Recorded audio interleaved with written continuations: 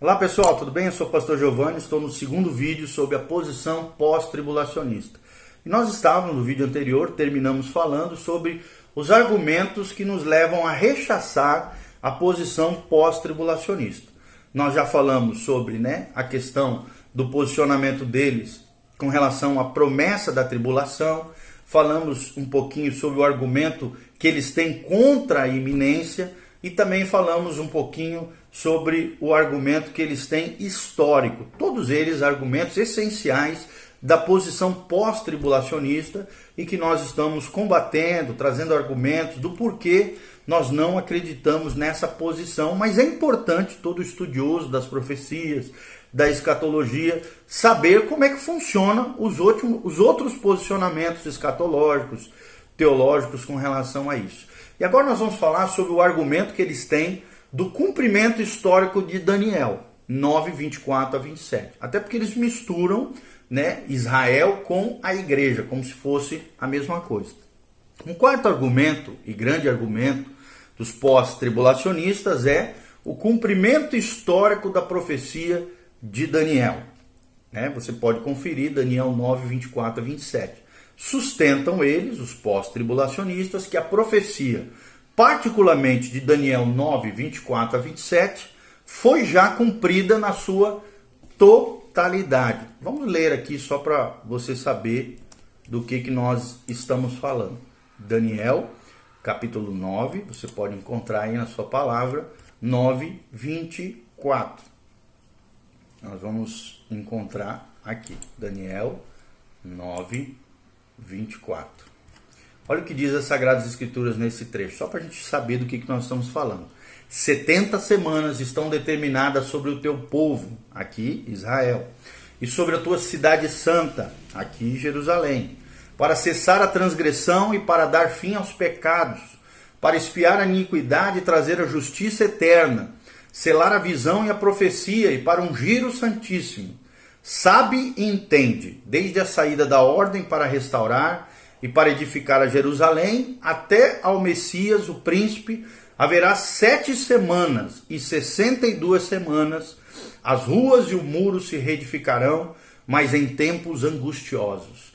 E depois das 62 semanas será cortado o Messias, mas não para si mesmo, e o povo do príncipe que há de vir destruirá a cidade e o santuário, e o seu fim será com uma inundação, e até ao fim haverá guerra. Então, determinadas as assolações, e ele firmará aliança com muitos por uma semana, e na metade da semana fará cessar o sacrifício e a oblação. E sobre a asa das abominações virá o assolador, e isso até a consumação, e o que está determinado será derramado sobre o assolador. Então, aqui é esse argumento que eles trazem, os pós-tribulacionistas, do cumprimento histórico de Daniel 9, 24 a 27. Então, sustentam os pós-tribulacionistas que a profecia, essa que nós acabamos de ler, de Daniel 9, 24 a 27, particularmente, já foi cumprida, segundo eles, na sua totalidade. Rose, um dos teóricos desse posicionamento, pós-tribulacionista, descreve o seguinte: toda a evidência do Novo Testamento e da experiência cristã concorda com os maiores mestres da igreja de que a 70ª semana da profecia de Daniel foi totalmente cumprida há mais de 1900 anos. Isso não deixa nenhuma 70ª semana futura, segundo eles, a ser cumprida na grande tribulação depois do arrebatamento. Ou seja, Rose, um teórico desse posicionamento pós-tribulacionista, defende a ideia de que não há intervalo entre a 69ª e a 70ª semana de Daniel. E ele diz o seguinte: se existem espaços ou intermissões, a profecia seria vaga, seria ilusória, seria enganosa. As 62 semanas, imediatamente ligadas às 7 semanas, combinando-se para formar 69 semanas, chegaram até o Messias, além do seu nascimento, mas não até a sua entrada triunfal, apenas até a sua consagração pública. Não existia espaço entre a 69ª e a 70ª semana, dizem eles. Há uma semana das 70 semanas proféticas começou com João Batista, na sua primeira pregação pública sobre o reino de Deus. começou a dispensação do Evangelho. Esses 7 anos, adicionados aos 483 anos, somam 490 anos, de modo que o todo da profecia, desde os tempos e acontecimentos correspondentes, foi cumprido ao pé da letra. Então ele sustenta, ainda que João começou o seu ministério com a chegada da 70ª semana, e Cristo foi batizado, tentado e começou a pregar meses depois. A primeira metade da semana foi usada para pregar o evangelho do reino. O meio da semana foi alcançado na Páscoa. A Páscoa ocorreu exatamente no meio da 70ª semana, ou 486 anos e meio depois do mandamento para restaurar e construir Jerusalém. Então, terminando aqui as palavras, de Rose, falando aqui para vocês os argumentos que nós vamos trazer agora, que Cristo, de acordo com essa teoria desse posicionamento pós-tribulacionista, segundo eles, é aquele que confirma a aliança, e no período do seu ministério, as 6 grandes promessas de Daniel já foram cumpridas. E qual é a nossa resposta pré-tribulacionista com relação a isso?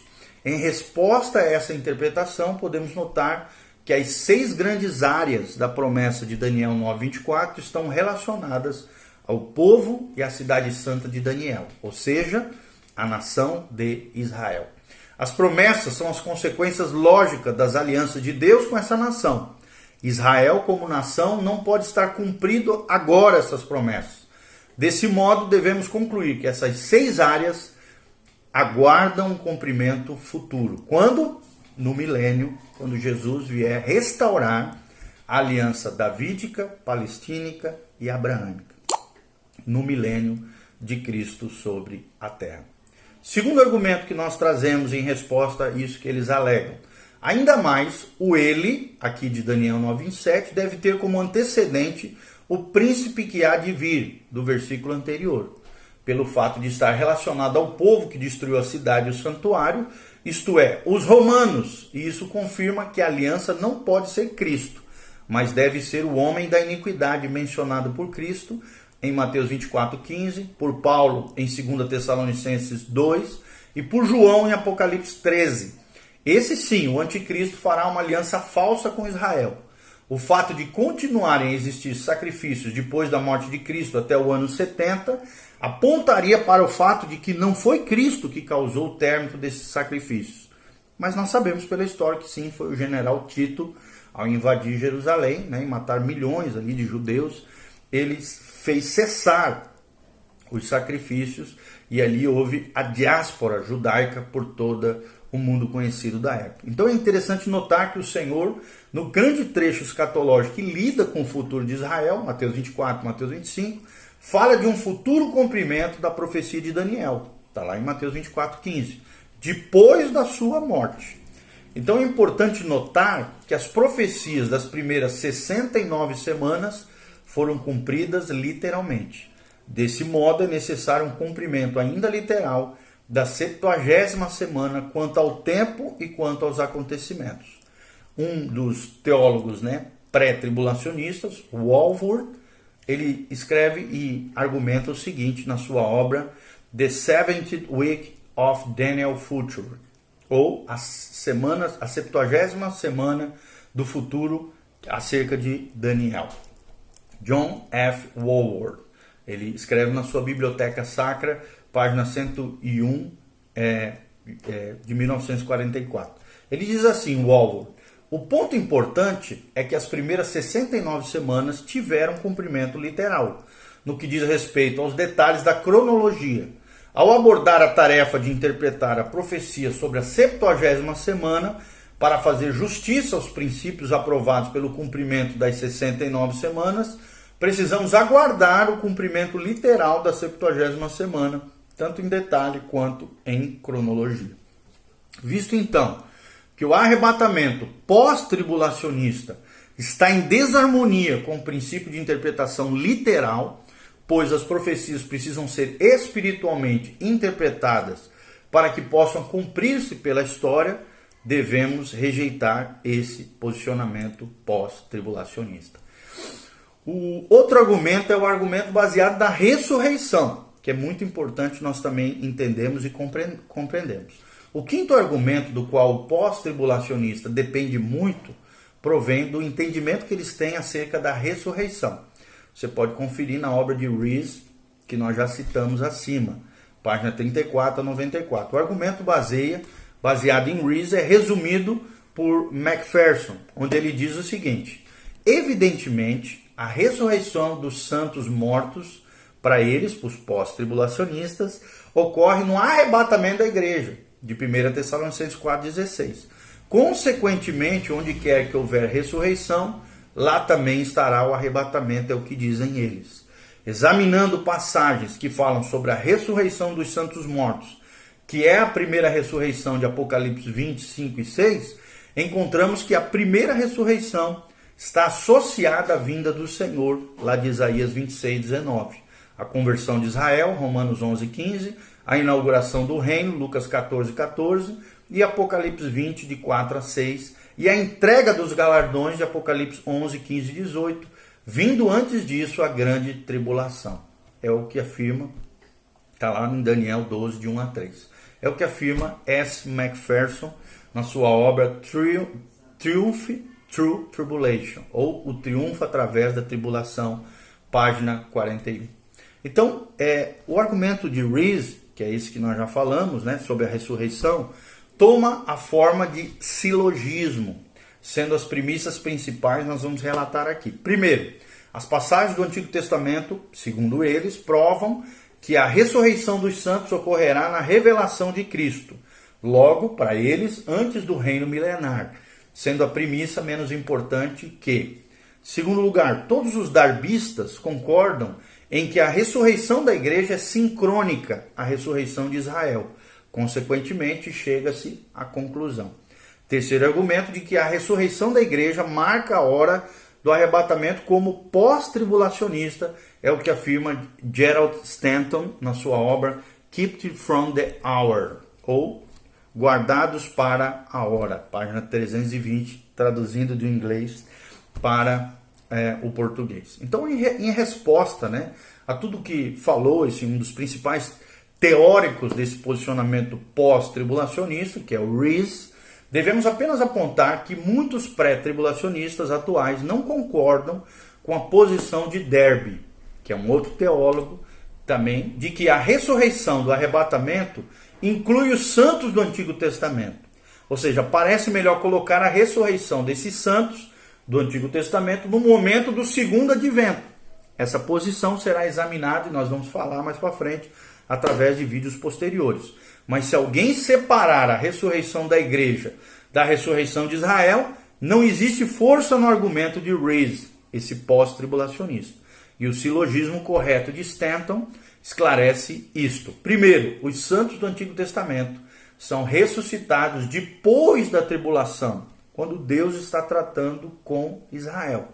Derby diz que a ressurreição de Israel e da igreja ocorre antes da tribulação.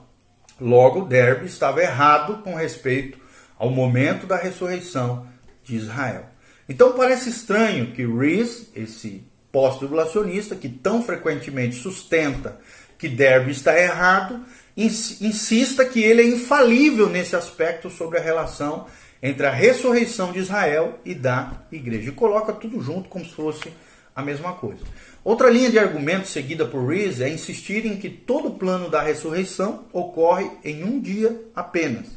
Isso é feito com base em João 5, 28 a 29 e João 11, 24. Ele argumenta o seguinte, né, Rees citando aqui: conseguimos localizar com relativa exatidão a hora dessa ressurreição. Ela deve ocorrer no dia do Senhor, quando o anticristo for destruído, Israel for convertido e a era messiânica for introduzida pela vinda do Senhor. A ressurreição dos justos, em todos os casos, ocorre no último dia, segundo eles. Aqui está um momento muito definido e não deve haver dúvida de que o último dia é o dia final da era que precede o reino messiânico de glória, é o que afirma Rees. Então, qual é a nossa resposta pré-tribulacionista com relação a essas afirmações dos pós-tribulacionistas, principalmente Rees? um dos grandes teóricos pós-tribulacionistas, em resposta a essa alegação, é suficiente destacar que o termo dia do Senhor ou aquele dia não se aplica a um período de 24 horas, mas ao todo do plano de acontecimentos, incluindo o período de tribulação, o segundo advento e toda a era milenar. Pode-se dizer que assim será todo o período, começando com os julgamentos da 70ª semana até a era milenar ou milenial, conforme nos afirma Schaeffer, um grande teólogo dispensacionalista. Ele diz assim: esse período estende-se desde a vinda de Cristo como um ladrão na noite, de Mateus 24:43, e também até a passagem dos céus e da terra que agora existem e a fusão dos elementos com calor fervente lá de 2 Pedro 3:10. Poderá então ser visto que esse dia inclui os julgamentos de Deus sobre as nações e sobre Israel. E esses julgamentos ocorrerão no retorno de Cristo. Isso inclui o retorno de Cristo e o reino de 1000 anos que se segue. Ele se estende certamente até a dissolução final com que o reino termina. É o que nos afirma na sua obra Systematic Theology, Lewis Perry Schaeffer, na página 110 do 7º tomo da obra de Schaeffer. Ok? Então o próprio Rees é forçado a concordar, pois ele mesmo diz o seguinte: algo pode ser dito a favor disso, pois Pedro diz que um dia com o Senhor é como 1000 anos, e um dia do Senhor no Antigo e no Novo Testamento às vezes se refere apenas ao dia em que o Messias virá em glória, mas também ao período do seu reinado.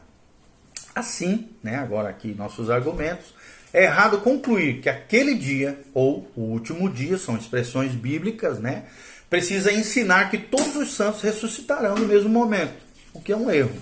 Devemos observar também que todos os trechos dos evangelhos usados por Rees, João 6, Lucas 20, Mateus 13, Lucas 14, são aplicados ao plano de Deus para Israel, não para a igreja.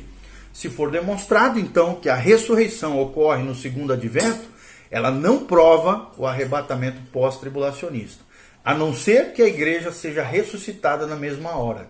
E essa premissa,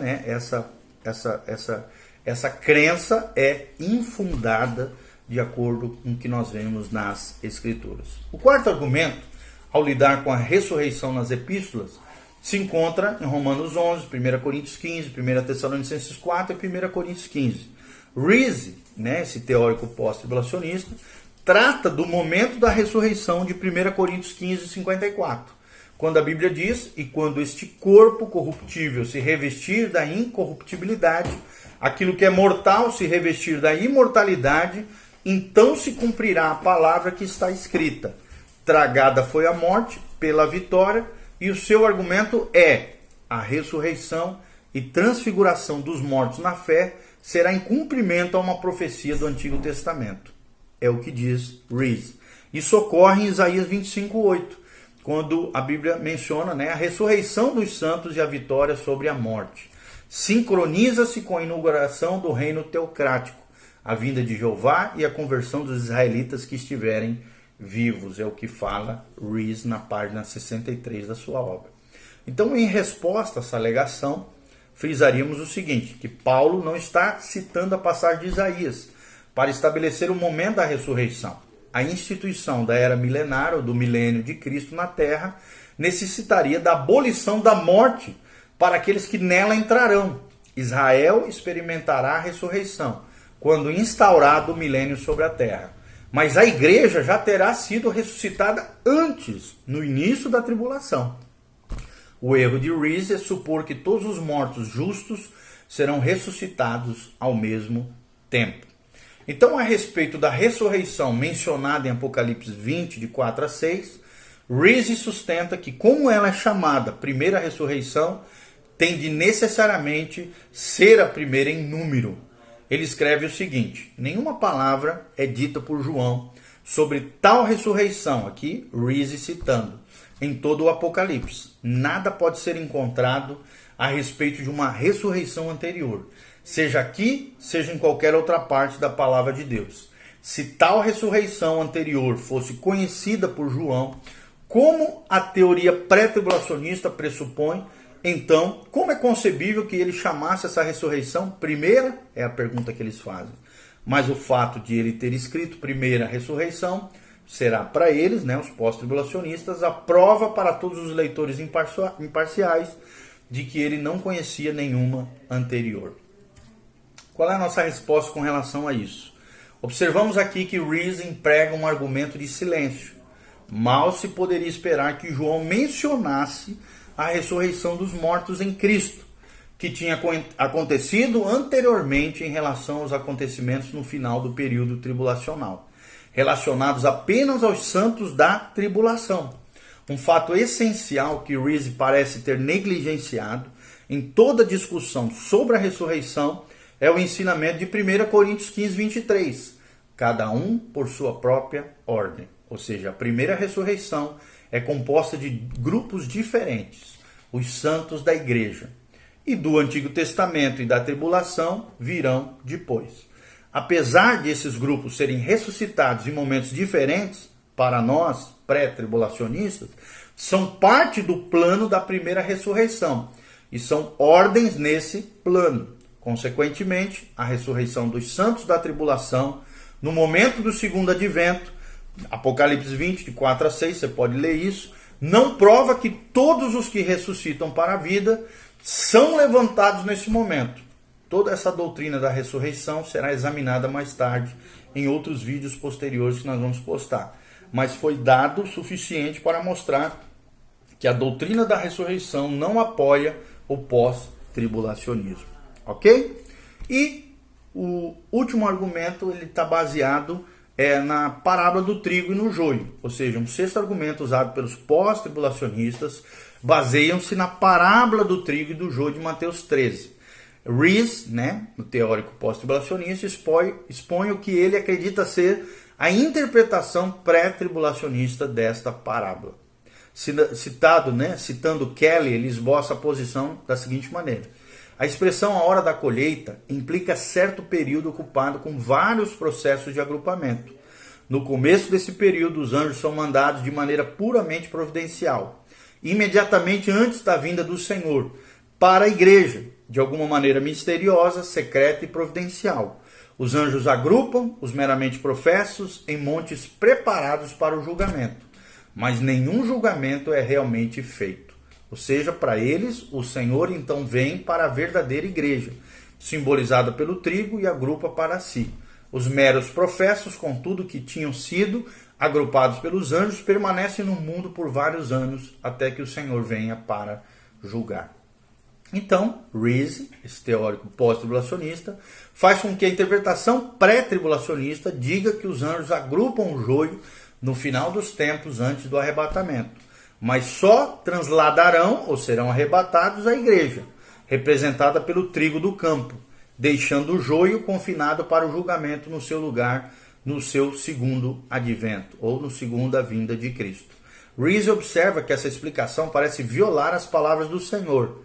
Deixai-os crescer juntos até a colheita, Mateus 13:30, e no tempo da colheita direi aos ceifeiros, ajuntai primeiro o joio, atai-os em feixes para ser queimado, mas o trigo recolhei-o no meu celeiro. Ou seja, para Rees, pós-tribulacionista, tem uma reclamação justificável contra essa interpretação. E agora, devemos ter em mente que o propósito de Mateus 13, nós falando aqui, não é divulgar a história da igreja, mas a história do reino na sua forma misteriosa, como nós já mencionamos em vídeos anteriores. O período não é o da igreja, de Pentecostes ao arrebatamento, mas toda a era, desde a rejeição de Cristo até a sua futura aceitação.